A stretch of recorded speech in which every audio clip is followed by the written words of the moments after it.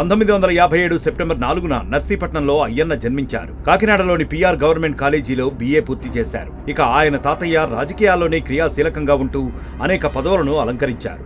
అయితే తన తండ్రి వరహాలు దొర మాత్రం రాజకీయాల్లోకి రాలేదు. అయ్యన్న పాత్రుడు జూన్ 1, 1983న పద్మావతిని వివాహం చేసుకున్నారు. వీరికి 2 కుమారులు. అయ్యన్న పాత్రుడు రాజకీయ జీవితం విద్యార్థి దశ నుంచే ప్రారంభమైందని చెప్పాలి.